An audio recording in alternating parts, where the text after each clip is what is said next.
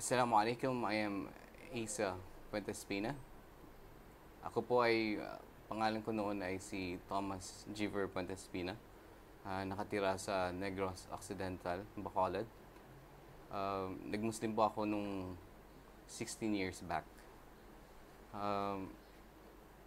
Bakit niyakap kong Islam? Ang Islam po ay reliyon ng mga propeta. Ito yung reliyon na dapat sundin ng lahat ng tao kung kaya niya na bigyan ng challenge ang kanyang sarili. Ang pagsunod sa mga propeta ay pagsunod sa Diyos.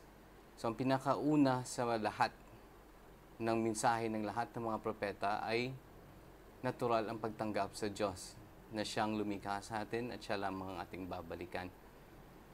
Dito, malalaman ng tao kung tatanggapin niya ang Islam o kaya ang pananampalataya ng mga propeta, ito po ay kapayapaan sa relasyon sa Diyos. Una, ang Islam sa kanyang tinaga o kaya ang root word na salam o kaya kapayapaan sa pananampalataya sa Diyos, ito ay ang pagsunod, pagsukot, pagtalima sa kagustuhan ng Diyos. Ang kagustuhan ng Diyos ay ang pagpadala sa mga propeta na pinili niya. At ang huli sa kanila ay si Propeta Muhammad sallallahu alaihi wasallam. Bago sa kanya, bago sa kay Propeta Muhammad sallallahu alaihi wasallam, si Propeta Isa o kaya si Jesus Christ ay dumating at ganun din ang kanyang mensahe. Ang pinakauna, na mahalin mo ang iyong Diyos buong puso. Lahat na iyong gawa dapat para sa Kanya. So ngayon, alhamdulillah, lahat ng mensahe ng lahat ng mga propeta ay nandito pa rin po sa tinatawag na kapayapaan sa Islam. So kung sino man ang may kakayanan na magsunod at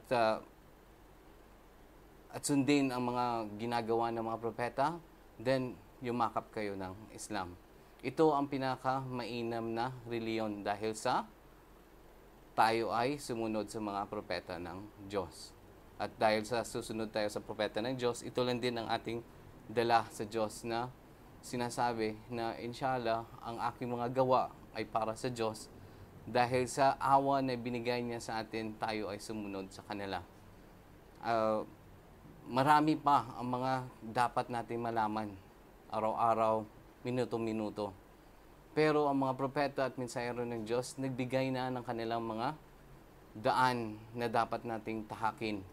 So mga daan na ito ay napakadali lang na sundin.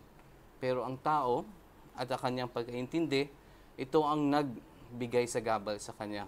So sana magiging open-minded po tayo sa pagtingin ng mga ginagawa ng tao na kung ang kanilang gawain ay ang pagsunod sa propeta, hindi sila fundamentalist o kaya yung sinusunod lang nila ang tahak ng kanilang gusto, kundi ang paggusto ng kanilang Diyos. So, alhamdulillah, ang pangalan ng Allah, o bakit kailangan ba talaga ang pangalan ng Allah ay nandyan, o kaya ang tinatawag natin na Diyos. Ang Diyos po sa Hebrew ay ganun din.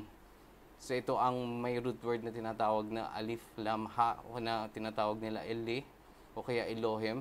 Ganun din sa Aramite na may nagsabi sa cross na sinabi niya Ili, Ili, Lama Labastani. So, ganun din sa Islam. Nang sinabi niya, Ilahin Nas. Ito ang pangalan ng Allah, deity na dapat nating sambahin. So, ang Allah ay pangalan na hindi nagbago.